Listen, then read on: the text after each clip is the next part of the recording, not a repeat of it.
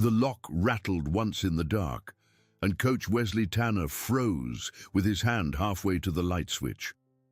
Something small and quick was moving between the benches, and when he stepped forward, the beam of his flashlight caught a pair of amber eyes and a small brown body tugging at the sleeve of a jersey that should not have been touched by anyone alive. The white number 9 glowed under his light like a small moon that refused to set. Before we go on, tell me in the comments what part of the world you're listening from, and hit that subscribe button so you don't miss stories like this one. The puppy did not run. That was the first thing that undid Wesley. He had spent 31 years in gyms and locker rooms and had learned that fear moves faster than feet, but this animal stood its ground on trembling legs, one paw still hooked in the mesh of the sleeve, its ribs rising and falling too quickly. Its eyes locked on his, as if it had been waiting for a long time to be found. Wesley kneeled slowly, the way he had once kneeled beside boys with the wind knocked out of them, and he set the flashlight down on the tile so the room would soften. Water ticked in the pipes above the boiler. Somewhere out in the parking lot, a truck engine coughed and settled. The puppy did not blink. For 7 mornings in a row, Wesley had come to the locker room before sunrise and heard the same soft thump of paws on tile.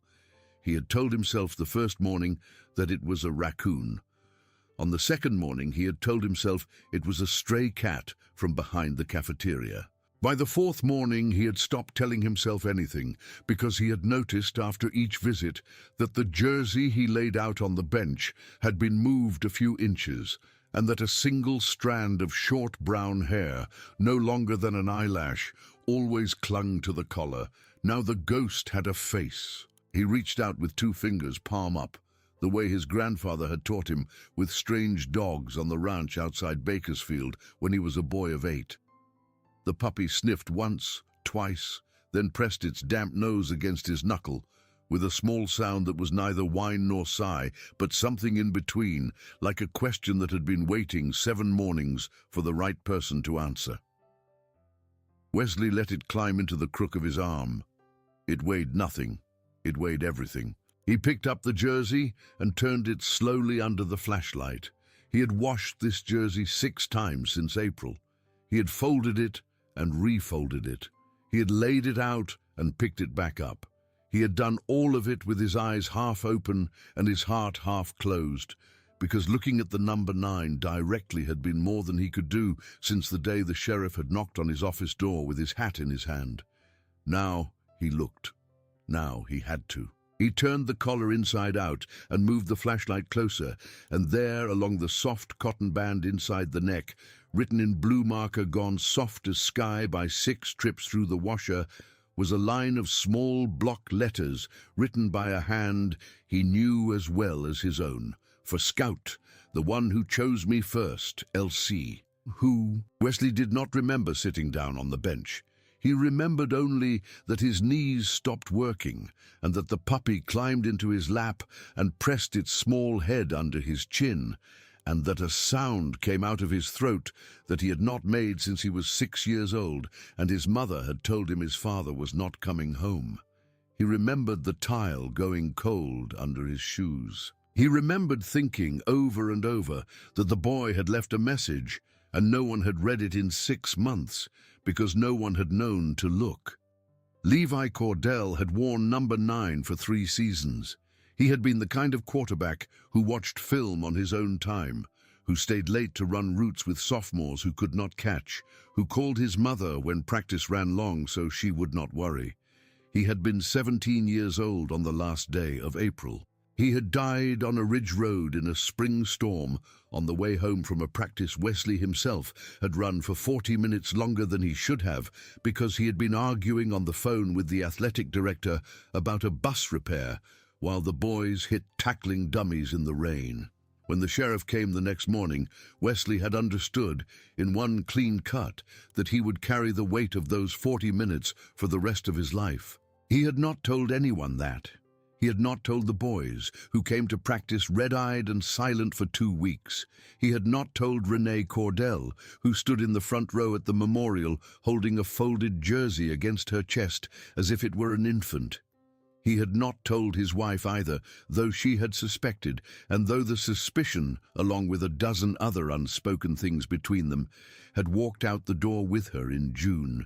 What he had done instead was come to the locker room before sunrise every morning and lay the jersey on the bench where Levi used to sit and stare at it and wait for something he could not name. He had not known until this morning that he had been waiting for the dog. He picked up the puppy and cradled it against his coat and walked, still shaking, out through the tunnel and across the empty field to his office. He shut the door. He turned the desk lamp on low.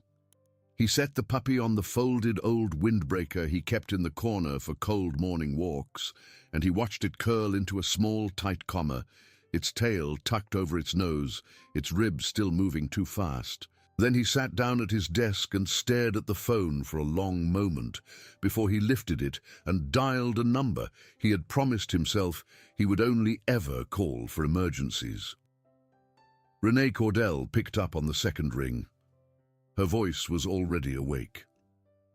Wesley suspected she had not slept a full night since April. "Coach," she said before he had spoken. She always knew who was calling. She had that kind of ear. "Renee," his voice was not his own. "I need you to come to the school. I need you to come to my office. I need you to come now." There was a small silence, the kind of silence that mothers who have already been broken once by a phone call know how to hold. "Is it about Levi?" she asked. "It's about Levi," Wesley said, "and it's about a dog."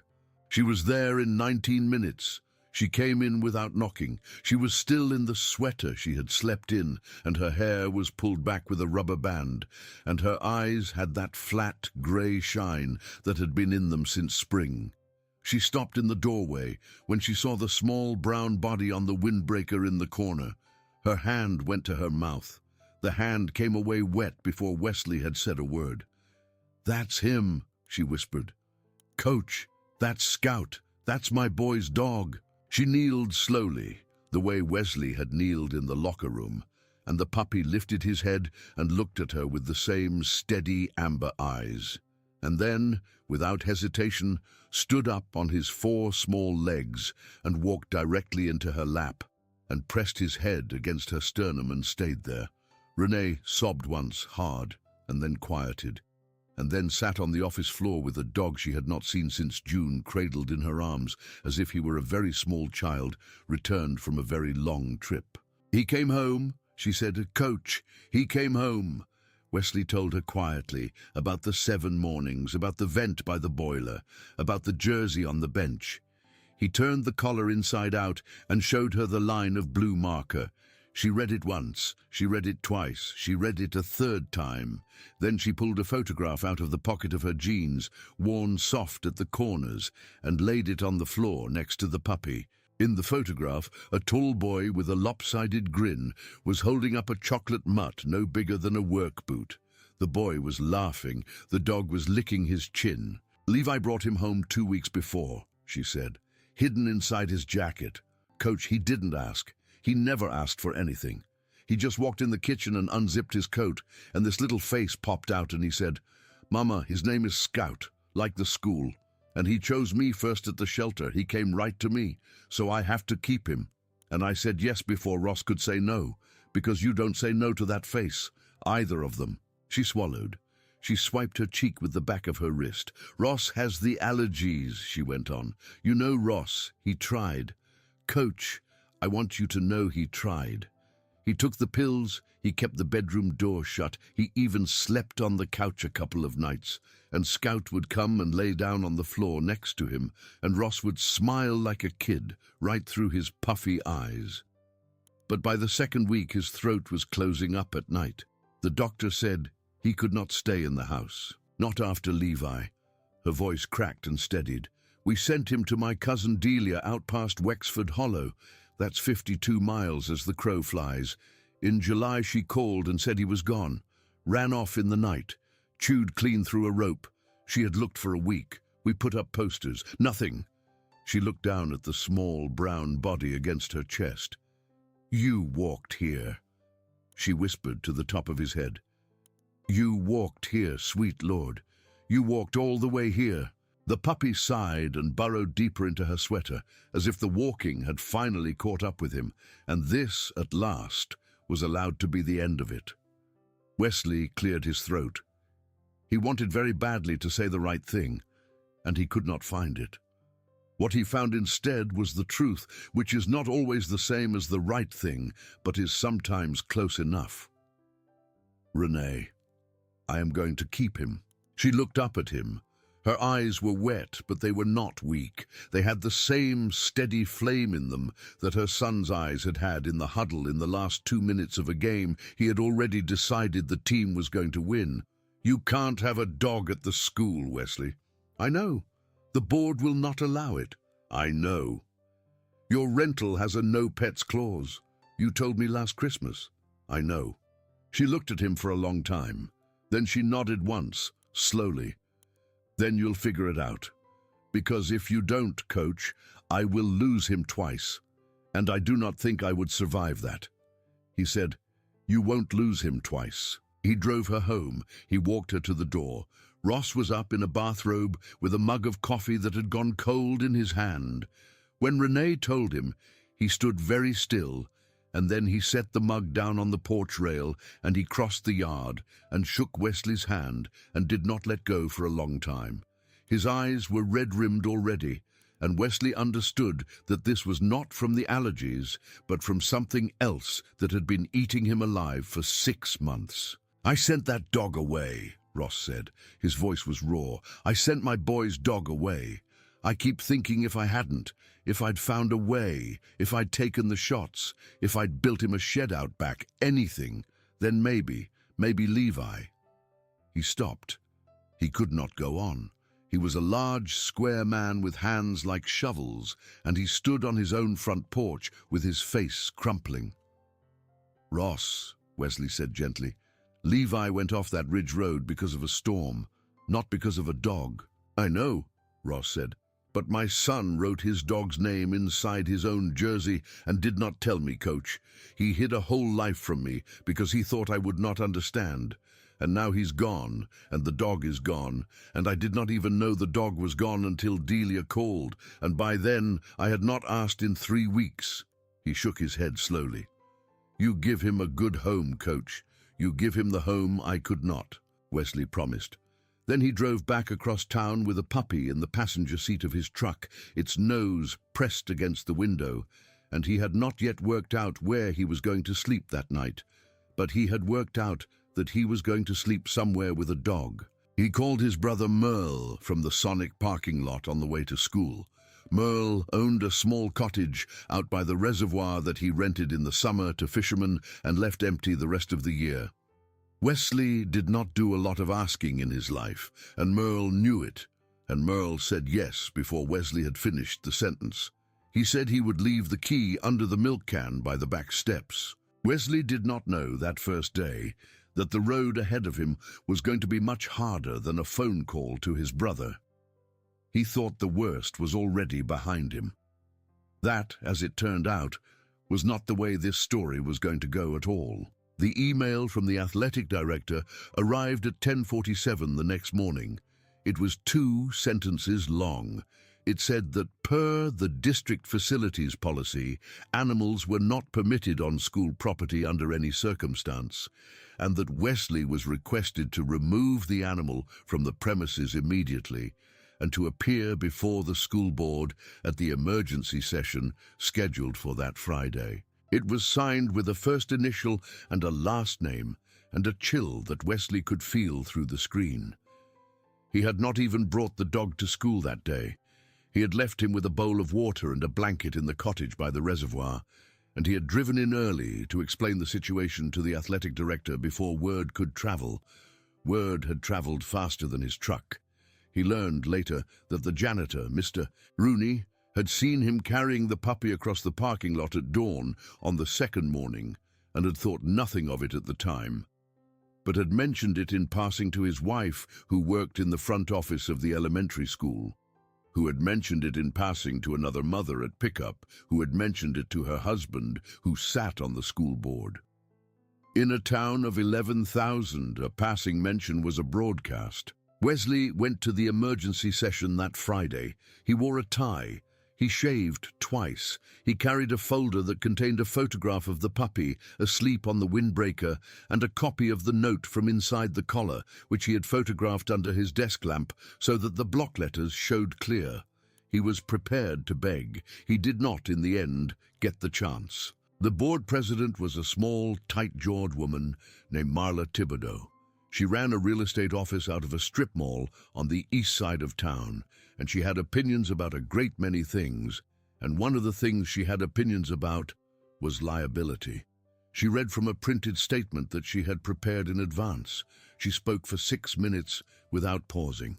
She used the words insurance carrier and district-wide precedent and reasonable exposure. She did not mention the dog by name. She did not mention the boy at all. She said that a decision had been reached that the animal was to be surrendered to the county animal control office by the end of business the following day, and that any failure to comply would result in the immediate suspension of the coaching contract and the referral of the matter to the county attorney. She looked at Wesley over the rim of her glasses. She did not look at Renee, who was sitting in the third row with her hands twisted white in her lap. She did not look at Ross, whose jaw was working like a piston. She looked at Wesley. "Do you understand, Mr. Tanner?" "I understand," Wesley said. His voice was flat. He understood at that moment what he had not fully understood before. He understood that the town he had coached in for 3 decades contained people who could not see what a small brown puppy meant, and that some of those people had power, and that power without seeing was the thing his grandfather had warned him about across the kitchen table in Bakersfield when he was 10 years old. He understood, too, that he was going to lose this one on paper and win it in a way that could not be printed. He drove home. He fed the puppy. He sat on the porch of the cottage and watched the sun go down over the reservoir. He called animal control the next morning and made the appointment for 4 o'clock. Then he drove there. He walked in with the puppy in his arms. He signed the surrender forms with a shaking pen. He watched the young woman behind the counter put the puppy into a kennel and lock the door. And then, at 4:09, before she had even carried the folder to the back office, he asked her if the county had a same-day adoption policy for a dog just surrendered. She looked at him. She looked at the paperwork. She looked at the puppy, who was pressed against the front of the kennel with his nose through the wire, watching Wesley with those steady amber eyes. She looked back at Wesley. "Sir," she said carefully, "the county has a policy that once an animal is legally in our custody, any citizen in good standing may file an adoption application at the front desk. There is a 12-hour hold. The animal is then released to the new owner." Wesley filled out the form. He paid the $65 fee. He drove home. He came back the next morning at 8 when the doors opened. He walked out at 8:07 with the puppy in his arms and a receipt in his pocket and a new tag on a new collar. The tag said Scout and had the phone number of Merle's cottage engraved on it, and the animal control officer, a lean, grey-eyed man named Officer Buck Hannon, looked Wesley in the eye when he handed him the tag and said, in a voice too low to be overheard, that his own boy had played tight end under Coach Tanner in 1998, and that if Marla Thibodeau or any other soul asked, no dog had ever been adopted through his office that day. Wesley shook his hand. He did not trust himself to speak. He drove Scout home. He set him on the passenger seat. He turned the radio on low. He thought, all the way back to the reservoir, that he had won a round. He thought the storm was passing. But storms in Millbrook were not that easy to outrun. He learned that on Monday morning when he walked into the athletic office and found a certified letter on his desk. Marla Thibodeau had done a small piece of homework over the weekend. The county policy she had been counting on to remove the dog had indeed allowed the dog to be adopted, and she was not stupid enough to fight the county on their own paperwork. What she was going to do instead, the letter said, was invoke a clause in Wesley's coaching contract that permitted the board to open a review of professional conduct in cases where the coach's private behavior brought the district into public disrepute. The letter did not say what the disrepute was. It did not have to. It listed a hearing date 4 weeks out, and it invited Wesley to bring counsel. Wesley sat in his chair for a long time and read the letter twice. Then he set it down on the desk and looked out the window at the field where he had coached for 31 years, and he thought about the number 9 and the block letters inside the collar, and the small brown puppy currently asleep on the windbreaker under his desk, because he had not been able to bring himself to leave him alone at the cottage that morning. He picked up the letter again. He read the phrase, "public disrepute." He said out loud to the empty office, "That's what you want to call this." That night he sat at Merle's kitchen table with a mug of black coffee and a legal pad, and he did not sleep. He wrote down every twist and turn of the last 7 months in blue ink. He wrote down the phone call from the athletic director on the night of the accident. He wrote down the 40 minutes of extra practice. He wrote down what Ross had said on the porch. He wrote down the way Scout had walked directly into Renee's lap. He wrote down the words for Scout, the one who chose me first, LC. He looked at the pad for a long time. Then he wrote, at the bottom, in letters larger than the rest, "This is not about me." And he underlined it 3 times. He did not know then what he was going to do, but he knew what he was not going to do. He was not going to let Marla Thibodeau make Levi Cordell's dog into a problem that could be voted away. He learned over the next several days that he was not the only one who had reached that conclusion. It started small. Assistant coach Owen Presley walked into Wesley's office on Tuesday afternoon with a Tupperware of pot roast his wife had cooked and set it on the desk, and did not say anything about the dog and did not have to. On Wednesday, the senior center on Poplar Street called and asked if it was true they were trying to take Levi's puppy, and if there was anything the ladies of the Wednesday quilting circle could do. Wesley said he did not think there was and thanked them. And by Friday, there was a hand-stitched dog bed on his porch with a small chocolate paw appliqued on the top and no return address. On Sunday, the Reverend Hollis Boone gave a sermon at the First Methodist about the covenant a shepherd made with a lamb, which everyone in the pews understood to be about a coach and a dog. And by Monday morning, 3 separate mothers had emailed the board to say that if they threw Coach Tanner out for adopting a dead boy's dog, those mothers would be pulling their own children off the roster. Wesley did not orchestrate any of it. He did not have the strength. He walked to work, and he walked home, and he coached practice with a small brown puppy sleeping in a laundry basket in the corner of the field, because he was not going to leave Scout alone at the cottage all day. And if the board wanted to send someone out to the field to make a citizen's complaint, they could come do it in front of the boys.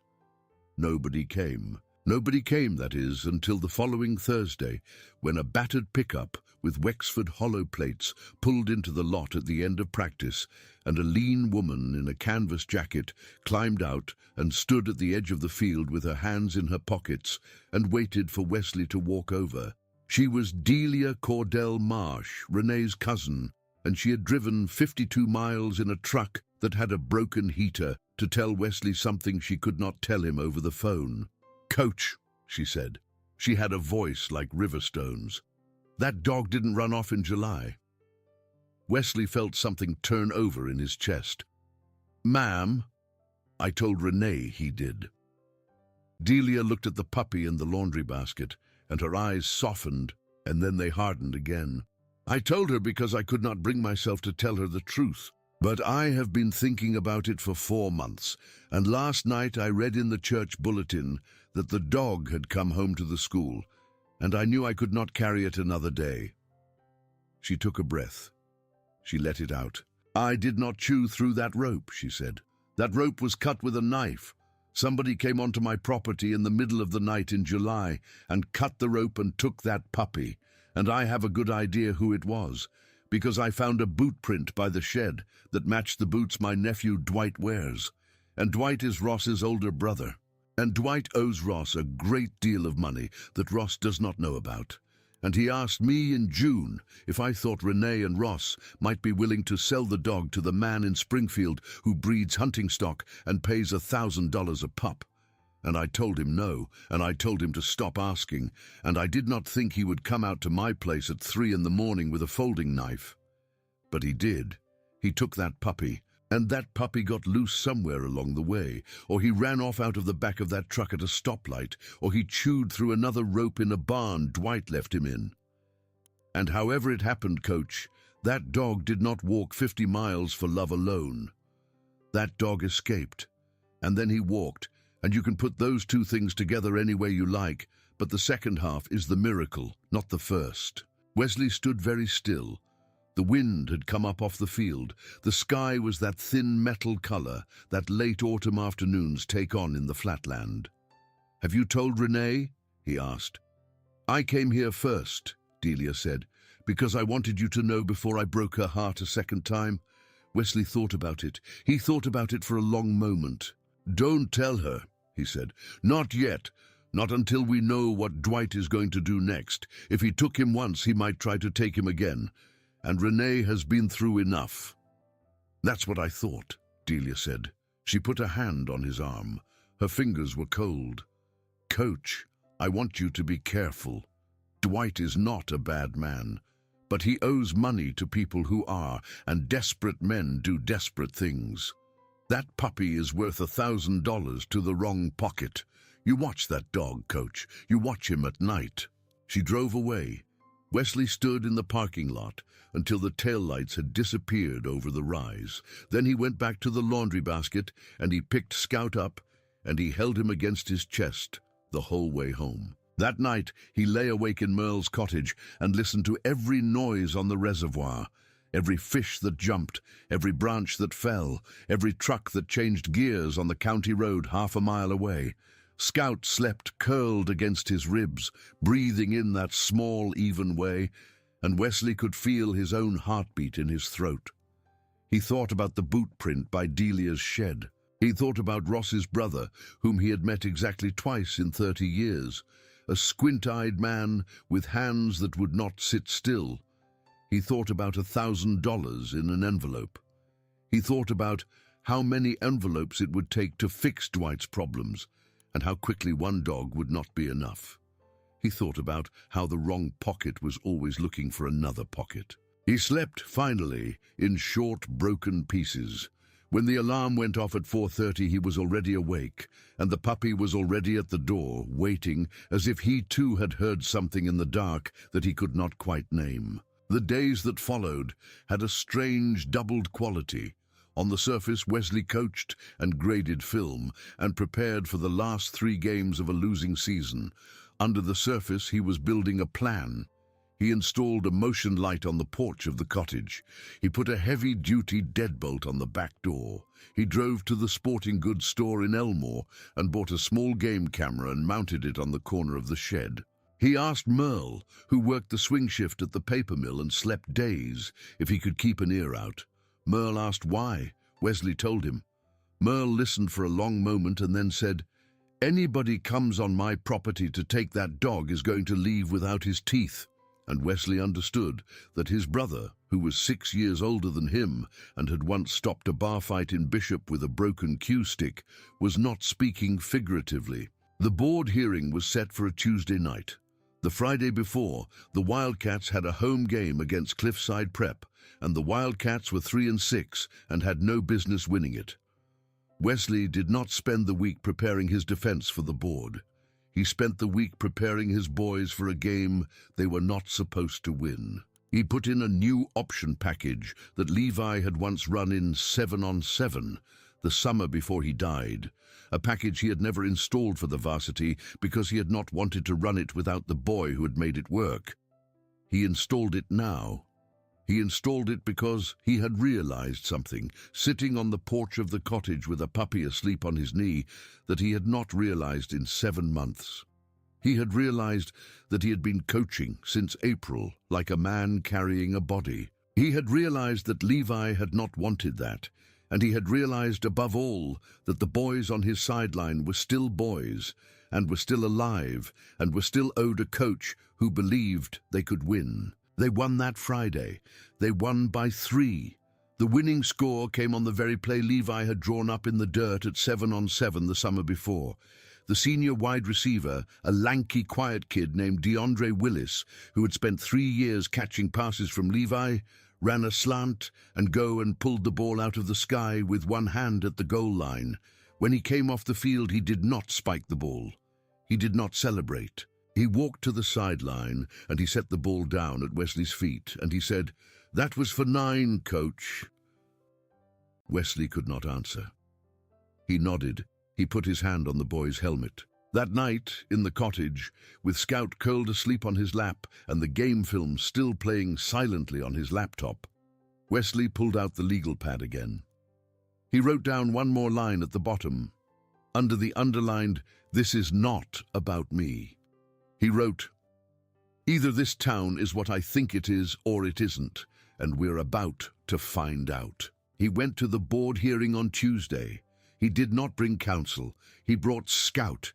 He brought Scout in a small blue harness on a short leash, and he brought Renee Cordell and Ross Cordell, who sat on either side of him in the front row, and he brought DeAndre Willis, who was 17 years old and had asked unprompted if he could speak, and he brought Reverend Hollis Boone, who had asked the same, and he brought Officer Buckhannon from the County Animal Control, who had put his uniform on for the occasion and had brought a folder full of forms.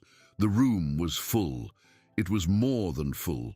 There were people standing along the back wall and along both side walls. There were parents Wesley had not seen since their sons had graduated. There were boys in letter jackets. There were quilters from the Wednesday Circle. There was Mr. Rooney, the janitor, in his brown coveralls, holding his cap against his chest. Marla Thibodeau took one look at the room and understood, in one clean cut, that she had made a very serious tactical error. To her credit, she did not flinch.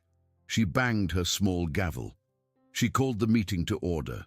She read the charges against Coach Tanner. She used the phrase public disrepute again. Then she opened the floor. Renee Cordell stood up first. She was wearing her good black sweater.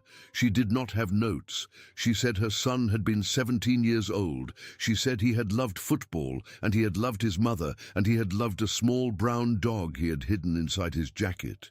She said that when her boy had died, she had thought there were no more miracles left in the world, and then a dog had walked 22 miles across 3 counties to find the coach who had once made her boy laugh in the huddle. She said that if the school board found that miracle to be a matter of public disrepute, then she did not know what to call the private disrepute of a town that would look away from it. She sat down. She did not cry until she had reached her seat. Ross Cordell stood up next. He did not know how to give a speech. He held his cap in his hands, and he turned it around 3 times, and then he said, in a voice that broke twice, that he had spent the last 6 months trying to figure out how to make peace with a boy he could not talk to anymore, and that watching Coach Tanner take care of Levi's dog had done more for him than any therapist or preacher had managed. He said the coach was doing something for his family that his family could not do for itself. He said if they took the dog away, he did not know what he would do, and he did not want to find out. He sat down. He looked straight ahead. DeAndre Willis stood up. He was tall and rangy, and he did not fit the microphone well, and he leaned down and cleared his throat. He said Coach Tanner had shown up at his mother's apartment when his own father had walked out 3 years back and had helped his mother move a couch. He said Coach Tanner had bought him cleats his sophomore year when he had not been able to afford them, and had told him it was from a booster, and had told the booster it was from himself. He said Coach Tanner was the closest thing to a father he had, and that if Coach Tanner needed a dog to get through his mornings, then this whole town owed him that dog and about 10 more. He sat down. He rubbed his eyes with the flat of his hand. Reverend Hollis Boone stood up. He kept it short. He said the covenant between a man and an animal was as old as the covenant between a man and God, and he had preached about it on Sunday, and he was not going to preach about it again on a Tuesday. But he would say this. He would say that Coach Tanner had chosen the harder road every time it had been offered to him, and if that was public disrepute, then the Reverend would like to sign up for a lot more of it. Please and thank you. He sat down. Officer Buckhannon stood up. He opened his folder. He read aloud in a flat official voice the statute under which the puppy had been legally adopted. He noted the fee paid. He noted the tag issued. He noted the date. He noted dryly that the county did not consider the ownership of an adopted animal to be a matter of public disrepute, and that if the board wished to pursue further action, they would first need to explain to the county why they were doing so. He closed his folder. He sat down. There were 6 other speakers. Wesley did not speak.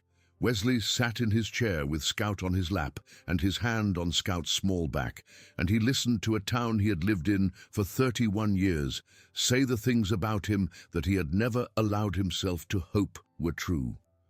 When the last speaker had sat down, Marla Thibodeau looked at her fellow board members. 4 of them were looking at their hands. The 5th, a retired principal named Owen Sledge, was looking at her, and the look on his face was not friendly. She called for a motion. Owen Sledge moved to dismiss the charges. The motion was seconded before he had finished the sentence. The vote was 5-0. Marla did not vote against it. She did not vote for it either. She abstained. She banged her gavel. The room stood up. The room applauded. Wesley walked out of the meeting with a puppy in his arms and a town at his back, and he thought, for the 3rd time in 7 months, that the worst was over. He was wrong again. The worst had not even started. Because on Thursday night at 11:43, the motion light on the porch of Merle's cottage snapped on, and on the game camera mounted on the corner of the shed, in grainy green infrared, a lean man in a hunting jacket walked up the driveway with something in his right hand that Wesley would later understand to be a folding knife. Scout did not bark. Scout, it turned out, was not a barker. What Scout did was jump off the bed and go to the front door and stand there with his hackles raised and his small teeth bared and his amber eyes fixed on the door handle as if he already knew, in some ancient part of himself, exactly who was on the other side of it. Wesley was awake because he had not been sleeping well since Delia's visit. He was awake because he had taken to keeping the bedroom door open and the shotgun that had been his grandfather's on the top shelf of the hallway closet loaded and unlocked. He was awake because he had learned over 3 decades that the men who fooled you the second time were the ones you had trusted the first time not to come back. He came down the hallway in his sock feet, and he did not turn on any lights, and he stood behind the door with the shotgun broken over his forearm, and he waited. The doorknob turned. It turned a second time. Then he heard the small scratching sound of a lock pick against the deadbolt. Wesley had a moment, standing there in the dark, in which he thought about how much of a man's life came down to what he did in the next 10 seconds. He thought about Levi on that ridge road. He thought about the extra 40 minutes of practice. He thought about the block letters inside the collar. He thought about a small brown dog that had walked 22 miles home to a boy who was no longer there. He snapped the shotgun closed. The click was loud in the small cottage. On the other side of the door, the scratching stopped.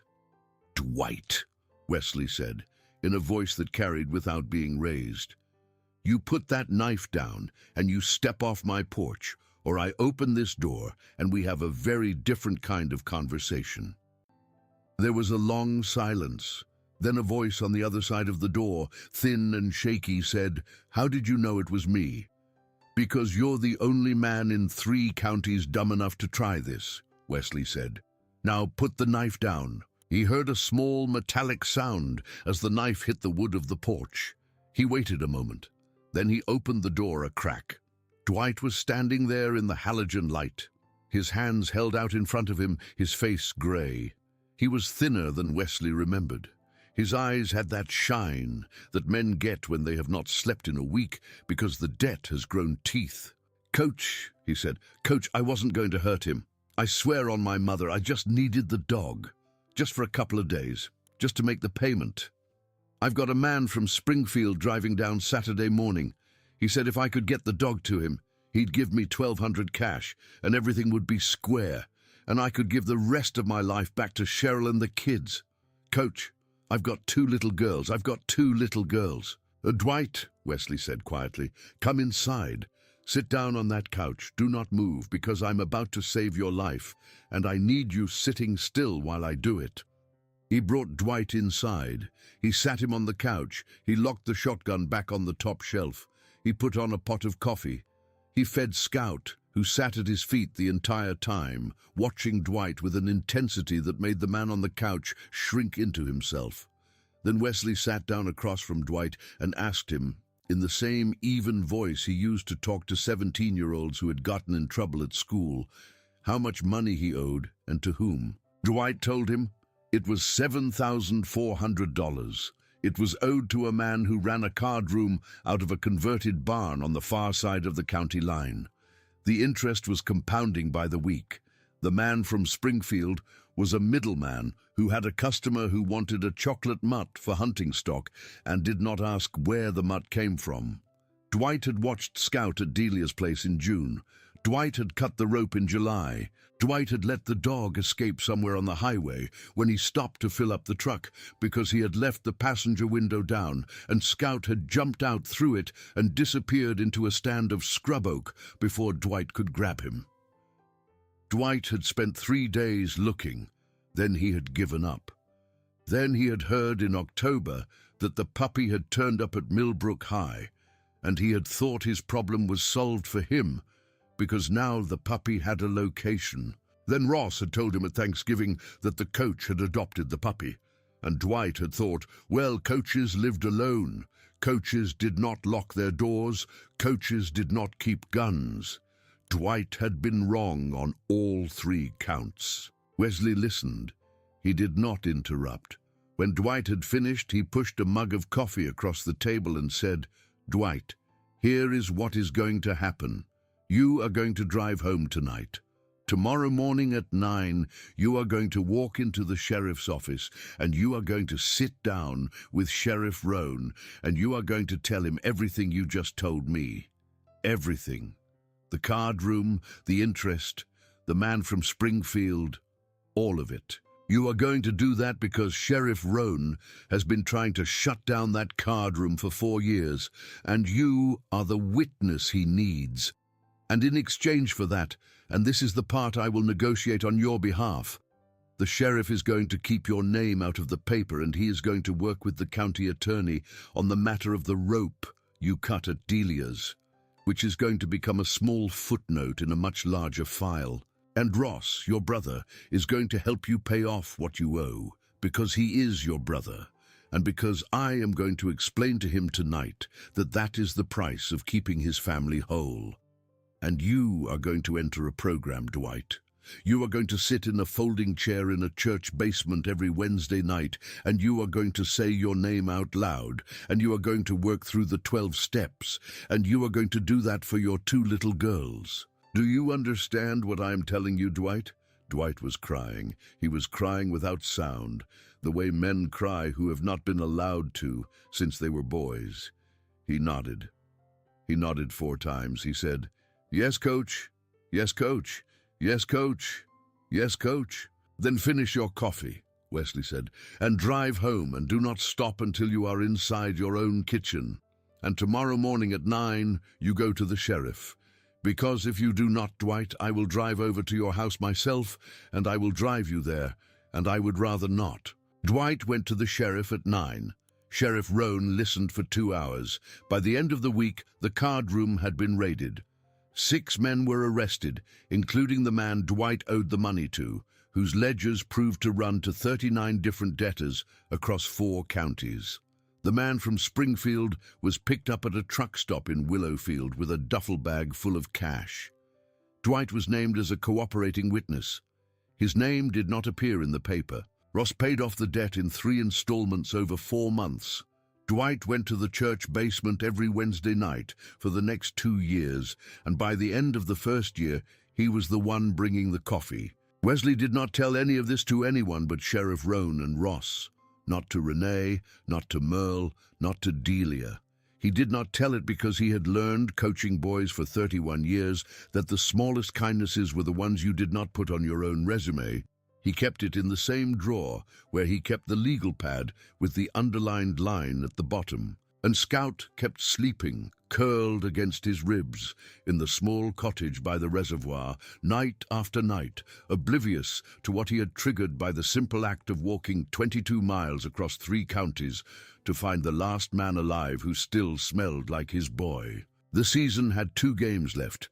The Wildcats lost the first one on the road in Grangefield by 2 touchdowns. They came home to play their last game, a home game, against a team called the Beaufort Rams on the night of homecoming. Homecoming at Millbrook was a big night. There was a parade at 4, there was a bonfire at 5:30, there was a coronation at 6, there was a kickoff at 7. And this year, because it was homecoming, and because the town had decided, in the way that a town decides these things, that something needed to be done about the number 9, there was going to be a ceremony at halftime. Renee had asked Wesley if he thought Levi would have wanted his number retired. Wesley had said yes. Renee had asked if he thought Levi would have wanted Scout on the field for the ceremony. Wesley had said Levi would have wanted nothing else. Ross, quietly, had asked if the coach thought he could stand up in front of that crowd without falling apart. Wesley had said probably not, but he was going to try. Ross had said, "I'll stand next to you," and Wesley had said, "I was hoping you would." The seniors made the small jersey in secret. They took a spare set of youth pads that had been in the equipment closet for years, and one of the mothers, who worked as a seamstress, cut down a jersey to a size that would fit a small brown puppy. She stitched the number 9 on the back in white thread. She stitched Cordell above it in black. She stitched in the inside of the collar in blue thread this time, a line of small block letters that Wesley did not know about until later. She stitched in the inside of the collar the words, "For Scout, the one who came back." The night of homecoming was cold. There was a thin blue haze on the field from the concession stand fryers. There were parents in blankets in the bleachers. There were girls in mums the size of dinner plates. There were boys in letter jackets who kept forgetting to zip them because they wanted to look tough. There was a marching band that was not quite in tune, but was very much in earnest. There were, in short, all the things a Friday night in a small town could contain. The Wildcats came out flat. They fell behind 14-0 in the first quarter. They climbed back to 14-7 in the second.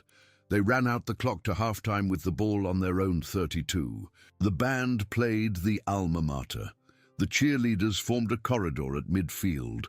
The announcer, whose name was Pete Buchanan and who was Officer Buchanan's cousin, cleared his throat over the loudspeaker and asked the crowd to please rise for a ceremony that Millbrook High had not held in 17 years. Wesley walked out onto the field in his coach's windbreaker, with Scout on a short leash beside him.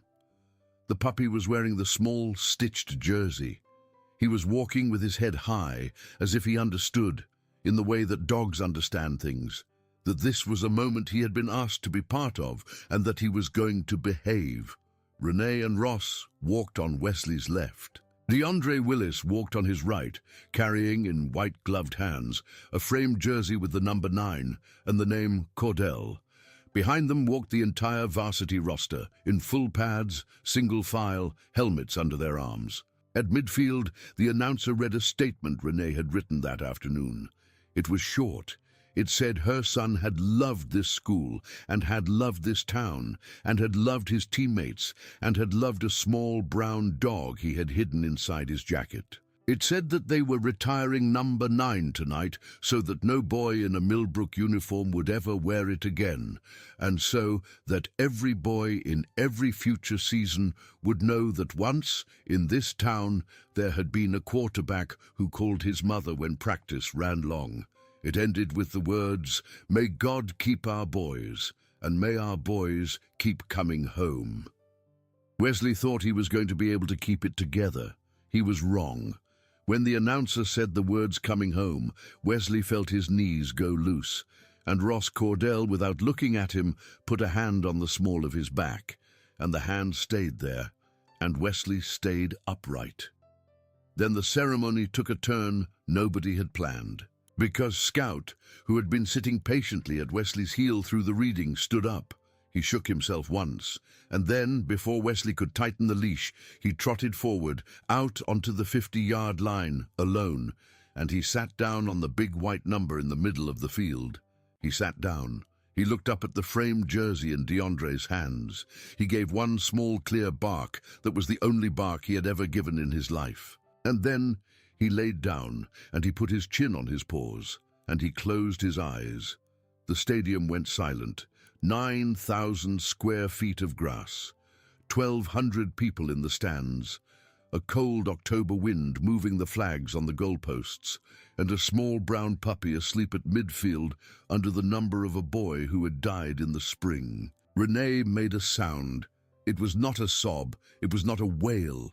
It was a sound that had been trapped inside her since April, and that came out of her now the way a river comes out of a break in a dam, and she covered her face with both hands, and Ross wrapped his arms around her and rocked her the way a father rocks a daughter, and Wesley stood 2 feet away from them, holding a leash that was, at that moment, the lightest thing he had ever held in his life. The stadium started to clap.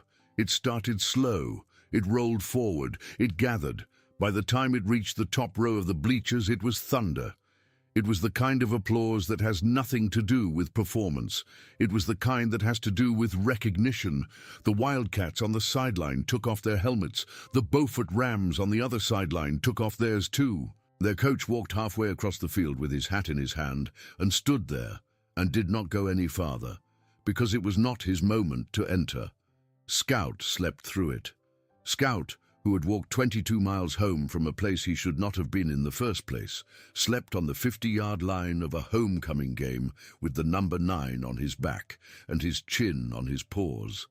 Wesley thought, standing there, that he had never seen a picture of peace so complete in his entire life. Renee walked forward. She kneeled down beside the puppy. She touched the letters on the small, stitched collar.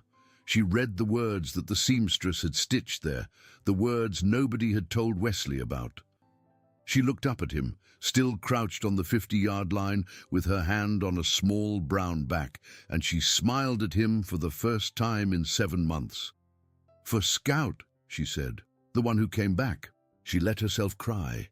She cried the way she had not allowed herself to cry since April. She cried in front of 1,200 people, and the Beaufort Rams, and the marching band, and the mums the size of dinner plates. And Ross kneeled down beside her, and he put his large square hand on her shoulder, and he cried too. And it was the first time either of them had cried together in public in the whole 7 months of the whole longest year of their whole lives, and it broke something loose in both of them that had needed to be broken loose for a long time. The Wildcats won that game. They won it in the 4th quarter on a slant, and go from DeAndre Willis, who caught the winning touchdown at the same corner of the same end zone where he had caught the winning touchdown against Cliffside 2 weeks before. When he came off the field this time, he did not walk to the sideline and set the ball down at Wesley's feet. He walked to the sideline, and he lifted Scout up out of the laundry basket where the puppy was napping. And he held the puppy high over his head with both hands, the small stitched number 9 bright under the field lights. And he ran back out onto the field, and the whole team ran with him, and they held the puppy up like a trophy in the middle of a scrum of shouting boys, and Scout, who had already had a very big evening, took it in stride and yawned and licked the nearest chin and closed his eyes again in DeAndre's arms. Wesley stood on the sideline. He put his hand on his chest. He felt something in there that had not moved in 7 months. Move. It was not a large motion. It was not a dramatic one. It was the small, precise movement of a weight lifting by 1 degree. He understood, standing there, that it was not going to lift all at once, and it was not going to lift all the way, and that some of it was going to stay in his chest for the rest of his life. But he understood, too, that a degree was enough to start with. A degree was a lot. A degree was, in the end, the difference between a man who could not breathe and a man who could. He drove home with a puppy asleep in the passenger seat and a small stitched jersey folded on the dashboard. He walked up the porch steps of Merle's cottage. He unlocked the door. He went inside. He set the puppy down on the windbreaker in the corner of the bedroom. He sat down on the edge of the bed. He took the legal pad out of the nightstand drawer. He turned to the page where he had written, in letters larger than the rest, "This is not about me." He looked at the line for a long moment. Then he tore the page out. He folded it in half. He folded it in half again. He put it in his pocket. He walked back out to the front porch. He sat down on the step. The reservoir was silver in the moonlight. Somewhere a loon called, one long note that carried across the water and did not come back. He took the folded paper out of his pocket. He tore it into small pieces. He let the pieces go into the wind. He watched them fly out over the water. He watched them settle. He watched them disappear. He went back inside. He lay down on the bed. Scout climbed up beside him. Wesley put a hand on his small brown back. He listened to the puppy breathe. He listened to the wind. He listened to the small hum of the refrigerator in the kitchen. He listened, for the first time in 7 months, to the sound of a house that contained a living thing that had chosen to be there. He slept. In the days after homecoming, several things happened that Wesley would look back on years later as the small closing chords of a very long song. The school board, at its regular November meeting, voted 5-1 to establish a permanent policy allowing service animals and companion animals of district employees to accompany them on school grounds, provided appropriate vaccinations and liability documentation were filed. The lone dissenting vote was Marla Thibodeau, who did not seek re-election the following spring and who moved her real estate office to a different town in a different county, where she was reported to be doing well and to be nobody's favorite person. Owen Sledge, the retired principal who had made the motion at the emergency hearing, was elected board president in the same election. His first act was to establish an annual scholarship in the name of Levi Cordell, funded by donations from the community, for a graduating senior who exemplified the qualities of loyalty, kindness, and quiet leadership. The first recipient in the spring was DeAndre Willis, who used the money to enroll at the community college in Elmore and study to become a physical therapist. Renee Cordell went back to her volunteer shift at the library. Ross Cordell, who had taken a leave of absence from the trucking company he had worked at for 22 years, went back to work. He and Renee began attending a Wednesday night group at the First Methodist for parents who had lost children. And they were, for a while, the 2 people in the group who could not speak, and then they were, for a while, the 2 people who spoke a little, and then they were, over time, the 2 people who others came to sit next to because they had learned how to sit next to grief without needing to fill the silence. Ross made a small wooden box in his workshop, out of walnut, and he lined it with a piece of the flannel shirt Levi had worn on the last morning of his life, and he gave it to Wesley, and Wesley put the block letter jersey in it and set it on the mantel of the cottage by the reservoir and left it there. Delia Cordell Marsh drove out to the cottage one Sunday in November with a pot of pot roast that could have fed a small army and a bag of dog treats she had made herself out of oats and peanut butter, and she and Wesley sat on the porch and ate together and did not speak of Dwight, because Dwight was going to church basements and building a life a piece at a time, and there was no need to speak of what a man was building while he was still building it. Merle came out most Friday nights. He and Wesley grilled steaks on a small charcoal grill Merle had bought at a garage sale for $4. They did not talk about their father, whom neither of them had spoken to since Wesley was a teenager, and they did not talk about the mother they had lost when Wesley was in his 20s. They talked about Scout. They talked about the reservoir. They talked about the weather. This, they had come to understand, over 64 combined years on the earth, was what brothers were for. Scout grew. He grew round-bellied. He grew glossy. His amber eyes darkened over the winter to a deep and steady brown. He learned to sit at the edge of the practice field with his chin on the sideline stripe and watch the boys run drills. And he learned to lie in the corner of Wesley's office under the desk lamp while Wesley graded film. And he learned in the small cottage by the reservoir to press his back against Wesley's ribs at night and breathe the small, even breath of a creature who had walked 22 miles home and had, in the end, been allowed to stay. Wesley coached one more season. He had told himself on the night of the accident that he would coach one more season and then step aside. He had said it to Renee. He had said it later to Owen Sledge when Owen had asked him if he was going to renew his contract.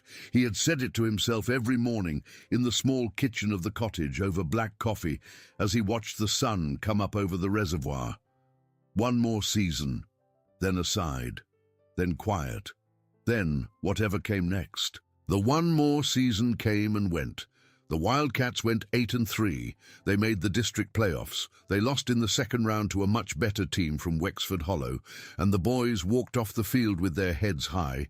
And DeAndre Willis, who had come back to volunteer coach the receivers while he attended community college, hugged every senior in a wet-eyed line by the fence. Wesley stood on the sideline with Scout at his heel. He watched his boys walk off. He watched their parents come down out of the stands to meet them. He watched Renee Cordell, who came to every home game now with a small stitched jersey folded in her purse, walk down out of the stands to hug DeAndre. He watched Ross behind her in the same old canvas jacket, with his hands in his pockets, waiting. Wesley thought about the promise he had made to himself. He thought about stepping aside. He decided, standing there, that he was going to break the promise. He was going to coach one more year, and then maybe another, and then, when the time came, he would know, and it would not be because he had made a promise on a night of grief, but because his boys would tell him, in the way that boys tell coaches, that the field belonged to someone else now.